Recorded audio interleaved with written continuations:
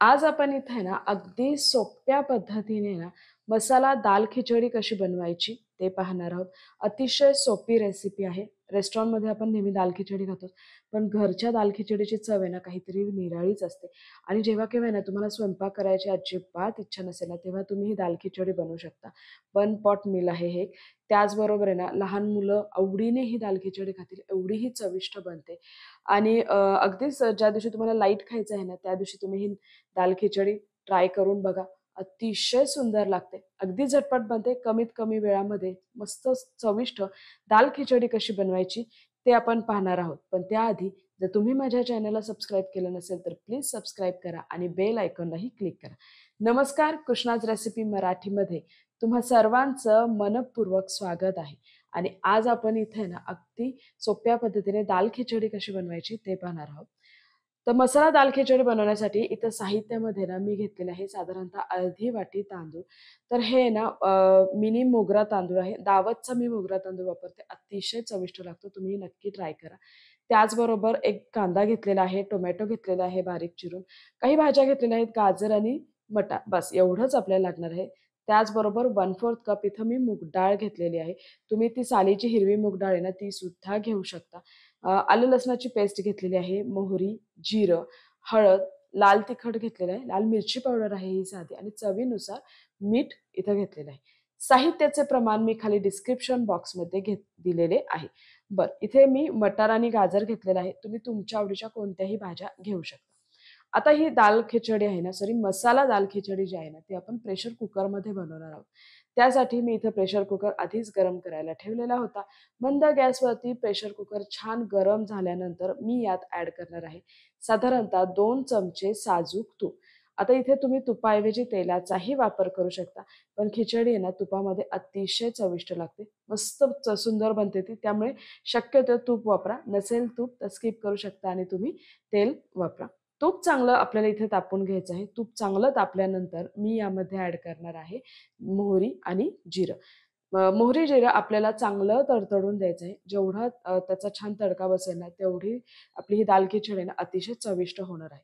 आता इथे जिरं, मोहरी तुम्ही बघा छान तडतडलं गेलेलं आहे. आता यामध्ये ना मी हा कांदा ॲड करणार आहे आणि कांदा आहे ना छान गुलाबी रंगावर आपल्याला परतून घ्यायचा आहे. तर आता कांदा तिकडे परतला जात आहे, तोपर्यंत आपण काय करणार आहोत, की जे तांदूळ घेतलेले होते ना, ते तांदूळ आणि मूग डाळ आपण एकत्र करून आहे ना, स्वच्छ 2 ते 3 वेळा ना पाण्याने आपल्याला धुवून घ्यायचे आहे. भरपूर पाण्याचा वापर करून हे डाळ तांदूळ आपण धुवून घेणार आहोत. यातील काही घाण असेल ना, तर ती घाण निघून जावी यासाठी.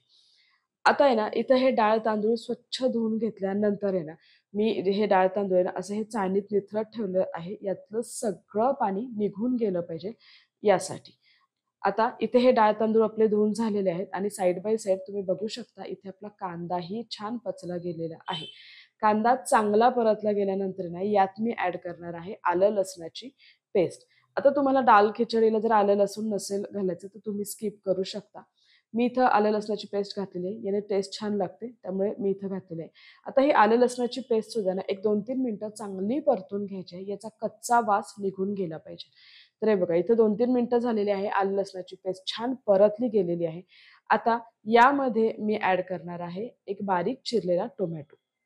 आणि हा टोमॅटो सुद्धा आहे ना आपल्याला एक 2-3 मिनिटं परतून घ्यायचा आहे. टोमॅटो खूप मॅश नाही झाला पाहिजे, मऊ नाही जास्त शिजला पाहिजे. हलकासा तो परतला गेला पाहिजे. हलकासा टोमॅटोचं मॉइश्चर कमी झालं पाहिजे. आता टोमॅटो छान परतल्यानंतर यामध्ये मी ह्या भाज्या ॲड केलेल्या आहेत. मटार आणि गाजर आणि हे सुद्धा ना एक 2-3 मिनिटं छान मी परतून घेणार आहे. तर आता इथे मी मटार आणि गाजर ॲड केलेलं आहे. तुम्ही तुमच्या आवडीच्या कोणत्याही भाज्या यात घालू शकता. मटर, गाजर छान परतल्यानंतर यामध्ये मी मसाले ॲड करणार आहे. त्यामध्ये मी 1 टीस्पून हळद ॲड केलेली आहे आणि 1 टीस्पून लाल मिरची पावडर ॲड केलेली आहे. मला मसाला खिचडी थोडीशी स्पायसी लागते म्हणून मी इथं तिखट मिरची पावडरचा वापर केलेला आहे. तुम्हाला जर तिखट नको असेल तर तुम्ही रंगाची म्हणजे काश्मीरी लाल मिरची पावडर ही वापरू शकता. मसाले आपल्याला 2-3 मिनिटं छान परतून घ्यायचे आहे आणि हे मसाले चांगले परतल्यानंतर आपण जे हे डाळ आणि तांदूळ यातलं बाजूला ठेवलं होतं सगळं पाणी निथळत घेण्यासाठी.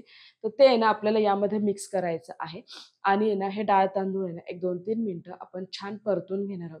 मसाल्यामध्ये ते छान कोट झाले पाहिजेत. सगळ्या बाजूने ना याला मसाला छान लागला गेला पाहिजे. आता आहे ना हे डाळ तांदूळ छान परतल्यानंतर यात मी सगळ्यात शेवटी ॲड करणार आहे चवीनुसार मीठ आणि मीठ ॲड केल्यानंतर सुद्धा आहे ना छान हे सगळं मिक्स करून घ्यायचं आहे. एखाद मिनिटभर हे डाळ तांदूळ छान परतून घ्यायचे आहे आणि त्यानंतर यामध्ये मी ॲड करणार आहे 3 कप पाणी. अर्धा कप मी तांदूळ घेतले होते, त्यासाठी मेजरमेंटने मी 3 कप पाणी ॲड केलेलं आहे. दाल खिचडी ही जराशी पातळ असते, त्यामुळे पाण्याचं प्रमाण थोडं आपण इथं जास्त घेतलेलं आहे. आणि आता हे बघा पाणी ॲड केल्यानंतर सगळं छान मिक्स करून घेतलेलं आहे.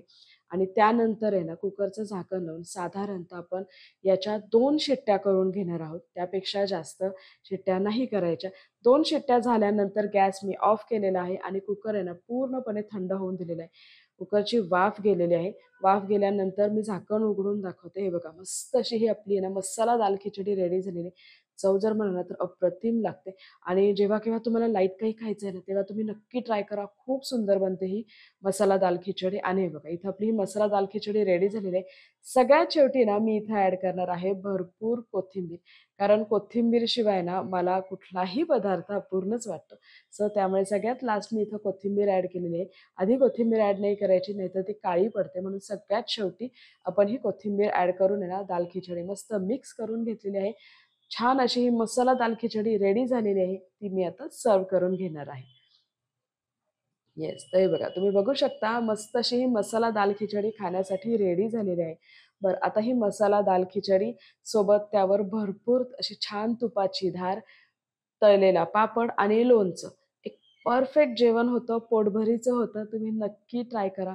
खूप सुंदर लागतं आणि तुम्हालाही ना मसाला दाल खिचडी नक्की आवडेल. त्यामुळे एकदा तरी करून बघा आणि खाताना आहे ना जसं मी सांगितलं, की तुपाची धार, मस्तपैकी तळलेला पापड आणि लोणचं सोबत घेऊन बघा, खाऊन बघा.